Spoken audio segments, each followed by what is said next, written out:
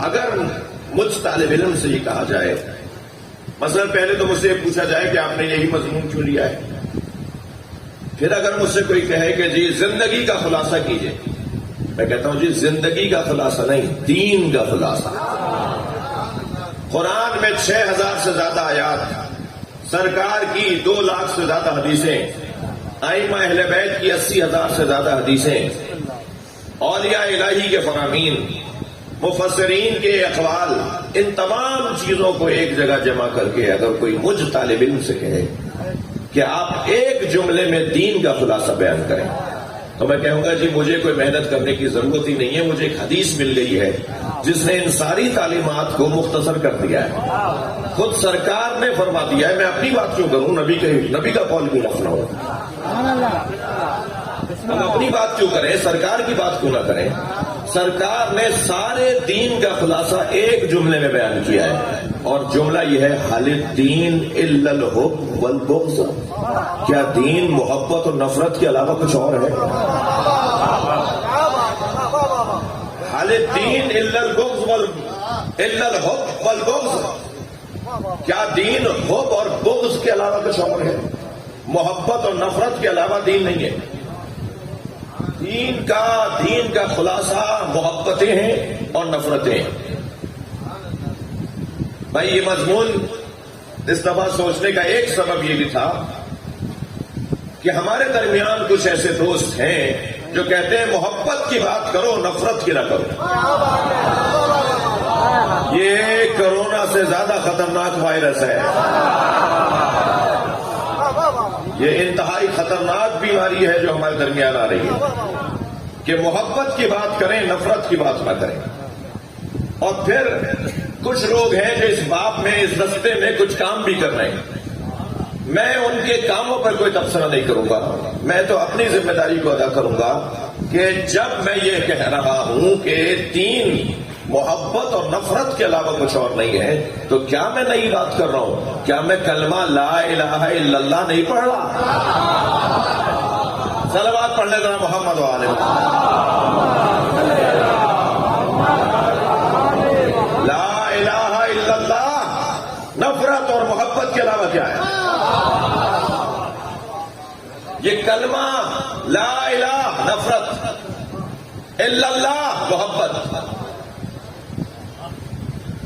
لا الہ کہہ کے ہم نے بغض کا اظہار کیا، نفرت کا اظہار کیا، الا اللہ کہہ کے ہم نے محبت کا اظہار کیا۔ تو کیا دین اللہ کی توحید کا کلمہ سوائے نفرت اور محبت اور نفرت کے کچھ اور ہے؟ یہ کیسے ممکن ہے کہ انسان پولرزم کی طرف چلا جائے اور سب کو صحیح بول دے؟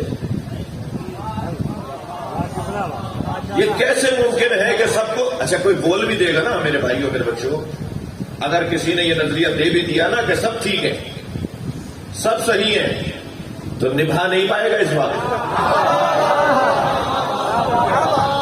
بولنا آسان ہے، سنبھالنا مشکل ہے، بہت مشکل ہے۔ جو انسان، جو لوگ بعض اس طرح کے ہمارے درمیان ہیں جو یہ کوشش کر رہے ہیں، اور ہمارے درمیان سے برا شیعوں کے درمیان کی بات نہیں کر رہا، میں ویسے ہی میں خود شہنشاہ سے نہ کوئی سنی ہو، بات میں مسلمانوں کے درمیان کی کر رہا ہوں۔ میرا مجمع بھی آدھے سے زیادہ سنی ہے، اور الحمدللہ مجھے یہ نہیں کہ کوئی نہیں، یہ مجلسیں سب کے لیے ہے، بات وہ کرو جو سب کے لیے برابر ہو۔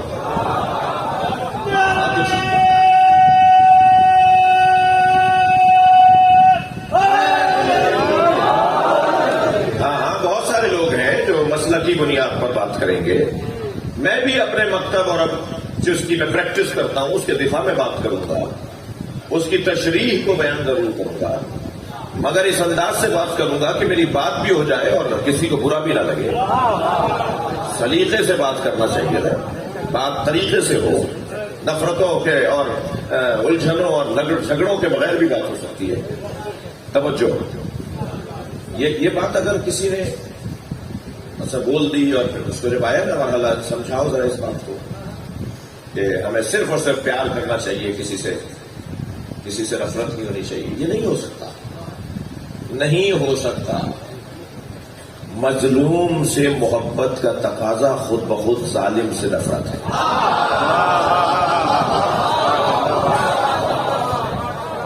آپ دونوں جگہ کیسے کھڑے ہوں گے؟ آپ دونوں کے ساتھ کیسے کھڑے ہوں گے؟ جی آپ دونوں کے ساتھ کھڑے ہو جائیں، یہ ممکن ہی نہیں ہے. طے کرنا پڑے گا کہ میں اس کے ساتھ ہوں یا اس کے ساتھ.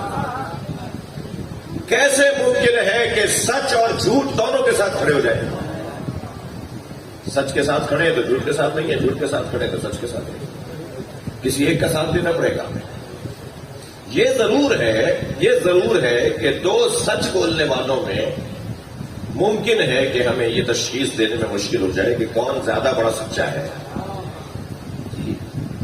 اور ممکن ہے ہمارے پاس سچ اور جھوٹ کے انتخاب کا کوئی آپشن ہی نہ ہو، بلکہ جھوٹ ہی جھوٹ ہو.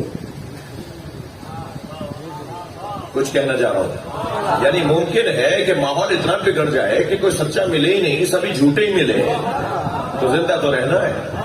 تو جب ایسا ماحول ہو تو پھر مولا علی فارمولہ دیتے ہیں کہ پھر تم عقل مند جب ثابت ہوگے جو کم جھوٹے کو ڈھونڈ سکو. عقل شرعین مولا علی کا فرمان. عقل مند وہ نہیں ہے جو خیر اور شر میں سے خیر کا انتخاب کر لے. یہ تو جانور بھی دو طرح کے چارے پڑے ہوگا، جس میں سے بدبو آ رہی ہے اسے چھوڑ دے گا، جس میں سے بدبو نہیں آ رہی ہے وہ کھا لے گا. تو جانور بھی کرتا ہے کہ سالم چارہ کھاتا ہے، گندا چارہ چھوڑ دیتا ہے. تو یہ کون سا کمال ہے کہ خیر اور شر میں سے خیر کا انتخاب کر لیا. بڑے سمجھدار ہیں بھائی، خیر سمجھدار کے تو جانور بھی کر لے گا. کمال یہ ہے کہ دونوں شر ہیں، یہ تشخیص ہو کہ کون سا چھوٹا شر رہی ہے. اقل شر، کم شر بچنے والا. مجبوری ہے آپ کی، کسی ایک کا ساتھ دینا ہے آپ کو، کسی ایک آپ رہ رہے ہیں، دنیا میں رہ رہے ہیں. جی یہ ایک فارمولہ دیا مولا علی نے. میں نام نہیں لے پاؤں گا لیکن میرا مجموعہ مستحضر ہے. ایک جانب شر یزید ہے اور ایک جانب شر کوئی اور ہے. تو یزید کو چھوڑ دیں گے، کسی اور کو لے دیں گے، اس لیے کہ وہ اس سے کم ہے. ذرا صلوات پڑھ لیں.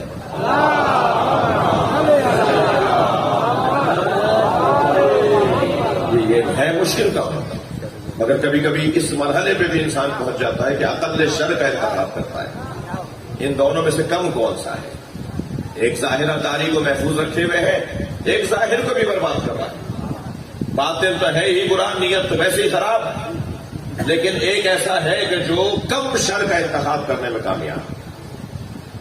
یہ ہر ایک کا کام بھی نہیں ہے. بچے زیادہ اس میں الجھے نہیں ہیں، یہ ان کا کام. بہت سے بچوں کا تو کام ہی نہیں ہے.